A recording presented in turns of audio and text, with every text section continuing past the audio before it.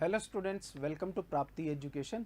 आज हम डिस्कस करने जा रहे हैं हमारा मॉक टेस्ट 6 के रीजनिंग का जो सॉल्यूशन है वो डिस्कस करने जा रहे हैं। चलिए डिस्कस करते हैं विदाउट एनी डिले। हाँ जी, फर्स्ट क्वेश्चन है, Seema is sister in law of Sudhir and daughter in law of Sudhir and sister in law of Ramesh. तो सीमा क्या है? हाँ जी, सुधीर की क्या है? डॉटर इन लॉ, मतलब उसका कोई सन है, उससे मैरिड है, ठीक है। एंड रमेश की मतलब रमेश क्या है आपका? रिलेटेड टू सिबलिंग है, किसका? एक्स का सिबलिंग है, सीधी सी बात है। एक्स का सिबलिंग है तो उसका क्या हुआ वो? हाँ जी, उसकी सिस्टर इन लॉ हुई। Mohan is the son of Sudhir and only brother, तो मोहन आ जाएगा एक्स की जगह। एक्स की जगह क्या आ जाएगा आपका? मोहन आ जाएगा। अब ये कैसे रिलेटेड है सीमा एंड मोहन? सीमा उसकी वाइफ है। डी आंसर क्या हो जाएगा आपका? डी। Got this? चलिए आगे बढ़े।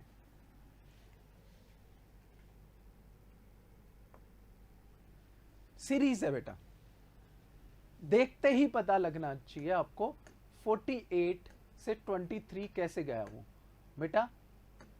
डिवाइडेड बाय 2 -1, 24 -1, 23, हाँ जी, डिवाइडेड बाय 2 -1 मतलब 11.5 -1 10.5। उससे आगे देखो 5.25 -1 कितना हो गया? 4.25। यही तो सीरीज चली जा रही है। आपका आंसर क्या आना चाहिए? 10.5। आपका आंसर क्या आना चाहिए? A. Is your answer. Got this और नॉट?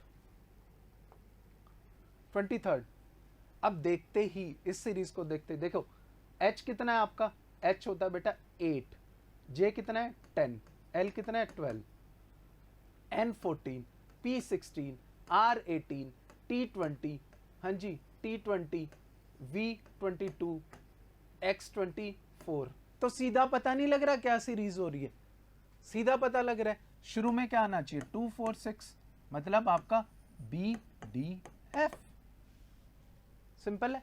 आपका क्या आना चाहिए? B D F. 24 मतलब आपका 104th क्वेश्चन रीजनिंग का। In a certain code language there new pencil coded 731, box of pencil coded 352 and there wooden box coded 915।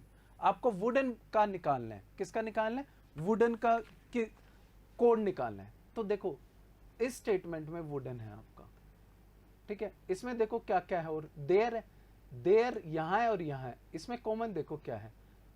1 common है। इसका मतलब देयर का क्या होगा बेटा? 1 है ना। अब देखो दूसरी स्टेटमेंट देखो, बॉक्स, और इसमें भी क्या है? बॉक्स। इन दोनों में कॉमन क्या है? 5 कॉमन है बेटा। बॉक्स का हो गया 5, बच गया क्या आपका? 9। वुडन का क्या रिप्रेजेंट करेगा? 9। B is your answer. Got this? आपका आंसर क्या हो जाएगा? बी। फाइन। इजी क्वेश्चंस थे बेटा इस उसमें टेस्ट में, और ऐसे ही क्वेश्चन पूछे जाते हैं। लेवल कभी ज्यादा कभी कम, ठीक है। वो रहना चाहिए आपको, हर टाइप के क्वेश्चंस करने चाहिए, ठीक है। 105 आपके 5 पर्सन है। L M N O P have a different typing speed. M type faster than L। M किससे फास्ट करता है? देखो M को रख लो, M फास्टर देन L, ठीक है, but slower then P, slower then P। अब आपको ये नहीं पता इनके बीच में भी कोई हो सकता है, ठीक है। O type slower then only 1 person. O सिर्फ एक पर्सन से स्लो टाइप करता है। अब हमें नहीं पता किससे कम करता है, ठीक है, ठीक है। L does not type the slowest. L से भी कोई स्लो है। इसका मतलब देखो 5% तो हो गए आपके। कैसे? कोई स्लोएस्ट है, O सिर्फ एक से स्लो करता है, तो O यहां आना चाहिए, क्योंकि 5 प्लेसेस तो आपके हो गए हैं। देखो 1 2 3 4 5, बच गया क्या आपका? हाँ जी, N बच गया। N स्लोएस्ट होगा, ठीक है। The one who type the third fastest is 73। Third fastest 73 है। The one who type slowest is 29, ठीक है। क्वेश्चन क्या पूछा है? Who among the following types are second slowest? Second slowest तो L है बेटा। L is your answer. है तो एक ही क्वेश्चन, पजल का क्वेश्चन है, इजी रैंकिंग का क्वेश्चन है। इजीली हो जाएगा आपका। इसका आंसर क्या आना चाहिए, 105 है बेटा, इसका आंसर आना चाहिए L. L is your answer, A is your answer, ठीक है। हाँ जी, अब इस टाइप के डायरेक्शन सेंस के क्वेश्चन लास्ट में थोड़ा अलग था, लास्ट टेस्ट में, ये थोड़ा अलग है, ठीक है। करना वही चीज है, कुछ नहीं, डायग्राम अच्छे से बनाना आना चाहिए। डायग्राम अच्छे से कैसे बनेगा बेटा, देखो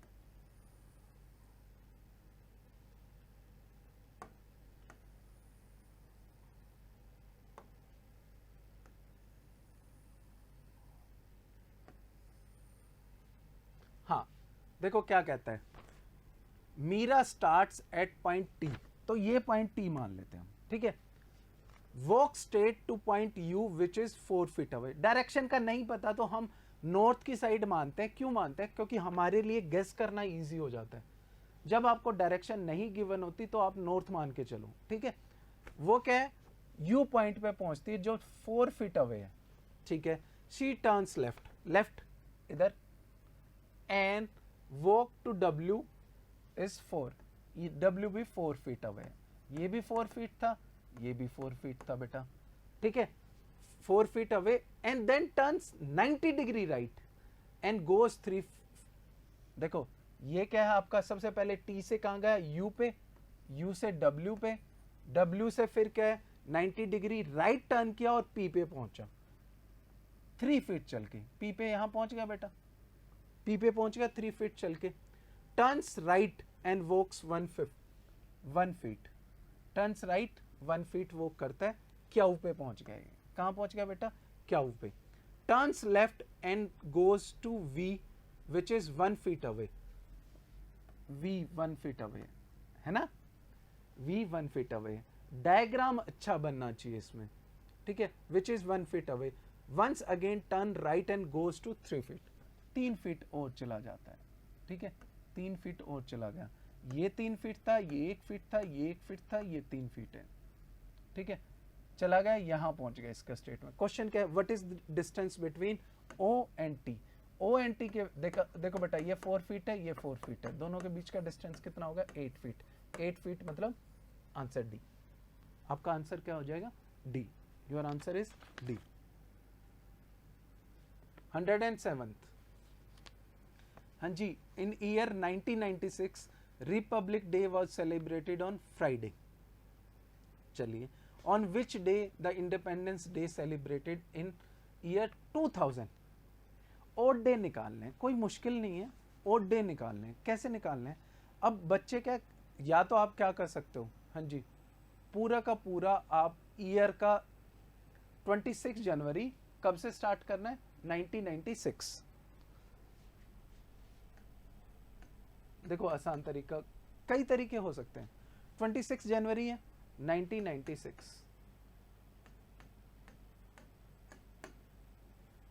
26 जनवरी 1997 तक ओड डे कितने होंगे, जनवरी 1997 तक बेटा 2 ओड डे होंगे। बताओ क्यों, बताओ क्यों 2 ओड डे होंगे, बोलो। क्योंकि 96 आपका लीप ईयर है, 96 क्या है आपका लीप ईयर है। 98 में क्या होंगे, 1 ओड डे। 99 1 odd day. 2000 तक 26 जनवरी 2000 में 1 ओड डे। कितने ओड डे हो गए बेटा, बताओ मुझे।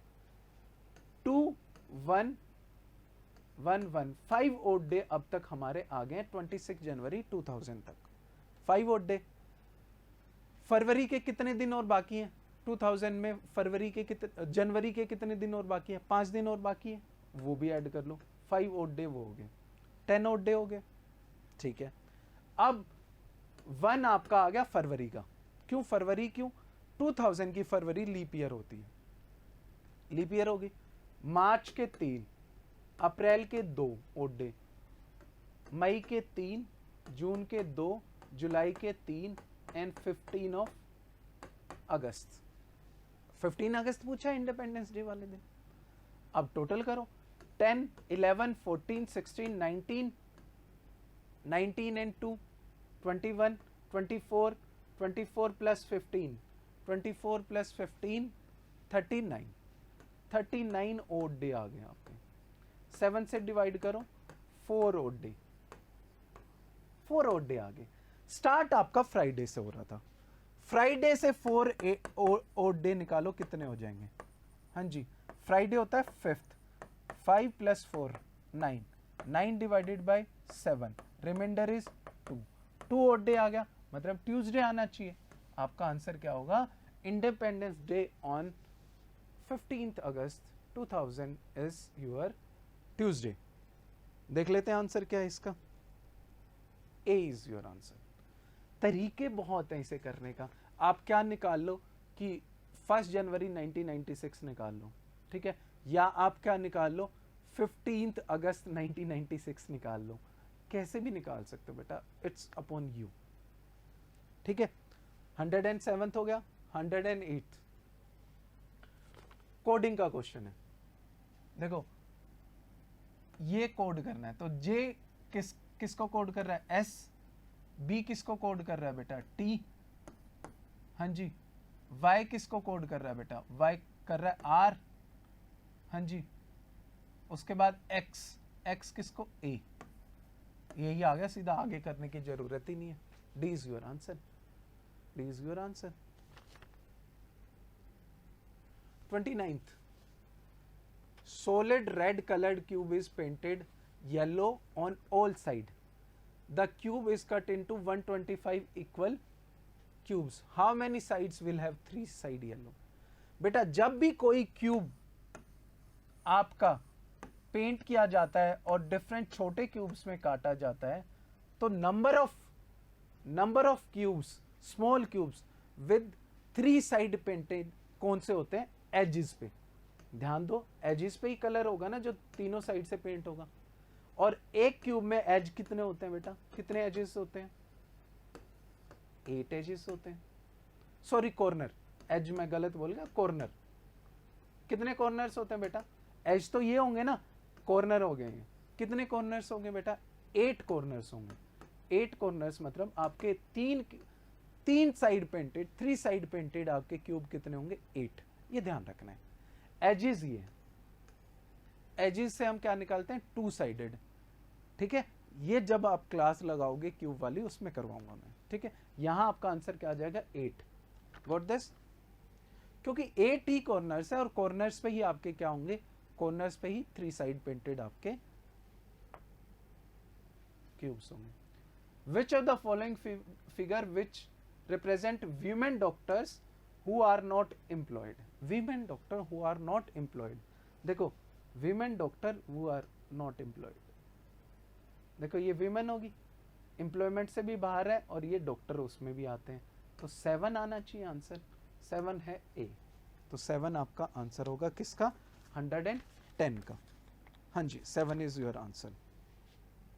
चलिए आगे बढ़ते हैं। हाँ जी, आपको क्या करना है इसमें? हाँ जी, इसने बोला है 1st और 7th, 2nd और 6th, 3rd and 4th, 3rd and 3, हाँ ठीक है। इंटरचेंज किसका करना है? 2nd और 7th, 1st और 8th। ओके, 1st और 8th 1, हाँ जी, 5 को इंटरचेंज कर दिया, 3 6 को इंटरचेंज कर दिया, 9 4 को कर दिया, 7 8 को कर दिया। उसने पूछा है राइट से 5th डिजिट कौन सी होगी? राइट से 1 2 3 4 5, 5th डिजिट क्या हो जाएगी? 7। Your answer is 7, A. 32nd figure based question है, बता दीजिए सीधा। देखो ये ऐसे है, तो पहली बात तो मिरर अगर यहां है तो ऐसे डायग्राम बनेगा, ये डायग्राम बनेगा आपका, ठीक है। अब ये सिर्फ एंड सिर्फ इसमें और इसमें है। अब देखो ये ट्रायंगल की पोजीशन चेंज नहीं होगी, ट्रायंगल की पोजीशन क्या हो जाएगी? ऐसे आएगी। तो ऐसे तो सिर्फ इसमें आ रही है, डी में, तो डी सीधा का सीधा आपका आंसर हो जाएगा। इसका आंसर क्या होगा? डी। 112 का आंसर क्या हो जाएगा बेटा? डी, ठीक है। 113, देखो इसको ओपन करोगे, इसमें हाँ आंसर नहीं, आप अपना क्वेश्चन पेपर देखिए, उसमें आंसर होगा।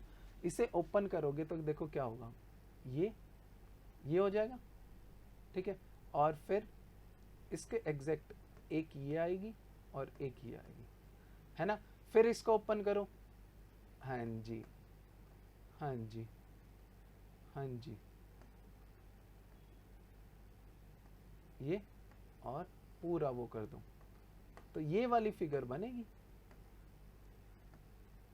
ये फिगर किस में आ रही है आपकी 113 बी में आएगी। आपकी बी फिगर चेक करो अपने क्वेश्चन पेपर में, बी इज योर आंसर। 114 देखो सिलोजिज्म का है, सम फ्लावर्स आर स्काई,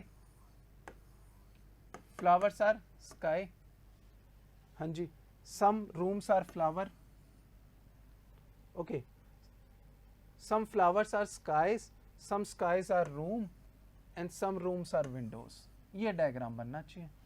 अब देखो ध्यान देना, इसमें some windows are skies, window और स्काई का डायरेक्ट रिलेशन नहीं है, तो फर्स्ट स्टेटमेंट होगी गलत। सम rooms are flowers, some rooms और फ्लावर्स का भी डायरेक्ट रिलेशन नहीं है।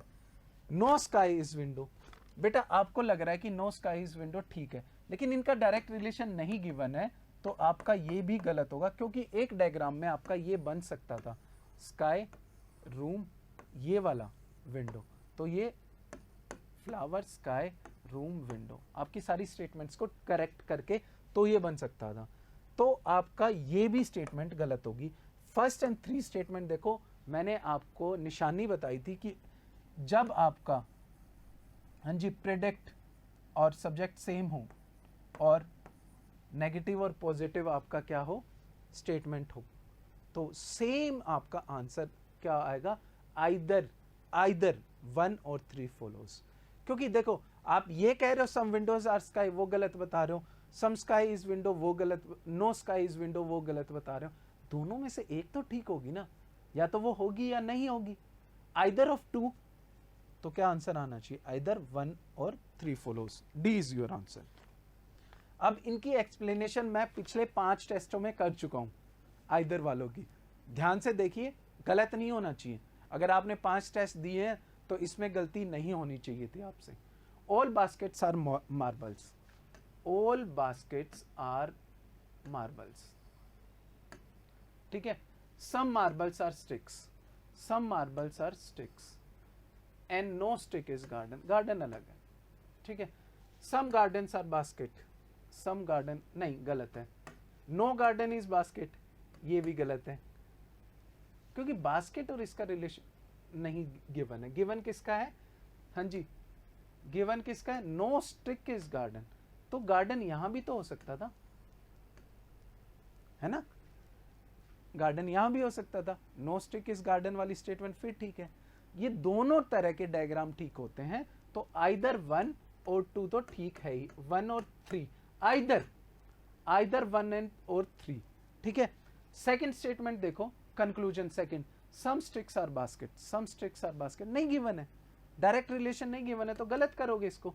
तीनों अपने आप में गलत है, बट आइदर 1 और 3 फॉलोज, ये मैंने बार बार डाले हैं, क्योंकि ये बहुत टिपिकल टाइप के आइदर वाले हैं क्वेश्चंस हैं जो इजीली आप कर सकते हो, ठीक है। नेक्स्ट मूव करें, हाँ जी बेटा ये ना बहुत आसान पजल थी, ठीक है। इसमें क्या है कि 3 सीनियर फैकल्टी है, ABC 5 जूनियर फैकल्टी हैं, ठीक है, वो भेजनी है किस फॉर्म में, 2 सीनियर फैकल्टी और 3 आपकी जूनियर फैकल्टी के फॉर्म में अलग सेंटर पे भेजनी है। तो इसमें देखो U and X have been competing for promotion, तो एक साथ उन्हें नहीं भेज सकते U और X को, A और C की भी नहीं बनती, तो A के साथ C नहीं भेज सकते, ठीक है। C एंड V अलग अलग ठीक है, लेकिन एक साथ वो भी फंक्शन नहीं करते। U एंड X हम पहले भी कर चुके हैं कि वो बात नहीं कर रहे हैं, वो इकट्ठे नहीं होने चाहिए। If A is to be moved one of the senior faculty, तो क्या पॉसिबल नहीं हो सकता। तो आप देखो जो जो स्टेटमेंट दे रखी है उसके हिसाब से कौन सी पॉसिबिलिटी नहीं होती। देखो A के साथ B जाएगा, ये श्योर है, क्योंकि A और C नहीं जा सकते, A B सब में है, तो ये तो ठीक है। अब देखो U और X की गिवन थी या C और V की गिवन थी, C तो जा ही नहीं रहा, U और X इकट्ठे नहीं जा सकते, U और X देखो कहाँ है, U और X ये है, ये कभी नहीं बन सकता, तो आपका सी आंसर हो जाएगा। आपका आंसर क्या हो जाएगा? सी। If C and W are moved to new office, how many teams are possible? C and W. देखो C के साथ C और W दो तो पोजीशन फिक्स होगी। अब C के साथ सीनियर फैकल्टी में B जा सकता है, A नहीं जा सकता। क्यों? इसके कारण। तो 3 पोजीशन तो ऑलरेडी फिल हो गया। अब बच गया आपके पास 2 पोजीशन। C के साथ V नहीं जा सकता, ये पक्का है। C के साथ V नहीं जा सकता। U और X में से एक जा सकता, क्योंकि ये दोनों इकट्ठे नहीं जा सकते, क्योंकि देखो C के साथ V नहीं जा सकता। अब क्या बचेगा? हाँ जी, U और X में से एक जा सकता है, तो सीधी सी बात है Y जाएगा 5वीं पोजीशन पे, और तो कोई पोजीशन ही नहीं बची। देखो इस पोजीशन के लिए एक तरह से, इस पोजीशन के लिए एक तरह से, इसके लिए एक तरह से। यहां या तो U जा सकता है या X जा सकता है। ये 2 ही टीम बनी ना, और तो कोई टीम बनेगी नहीं। 2 टीम बनी, तो आपका आंसर क्या आना चाहिए? 2। 117 का आंसर है बेटा आपका, 117 का आंसर है 2। ठीक है, कोई भी issue? 118। If C is sent to the new office, which member cannot go with C? Statement में ही गिवन है बेटा, V नहीं जा सकता। ठीक है, given the condition in passage which of the following must go to the new office. बेटा senior faculty में B तो जाएगा ही जाएगा, क्योंकि C और A इकट्ठा नहीं जा सकते, चाहे A जाए चाहे, तो ऑब्वियस सी बात है B तो पक्का जाएगा ही जाएगा, श्योर है ये। स्टेटमेंट से पता लग रहा है हमें। If U goes to new office, which of the following is true? X cannot go with him. बिल्कुल ठीक है, ठीक है। A cannot go with him, ये तो नहीं गिवन है कहीं भी। B is another faculty, क्योंकि B तो जाएगा ही जाएगा। तो फर्स्ट एंड थर्ड ठीक है। आंसर क्या हो जाएगा आपका? First and third. Got this? चलिए, यहाँ हमारी इस रीजनिंग की सॉल्यूशन डिस्कशन खत्म होते हैं। ठीक है, कोई भी इशू हो, आपको नंबर गिवन है, आपके पास नंबर है, आप डायरेक्ट कॉन्टेक्ट कर सकते हैं। Thank you so much.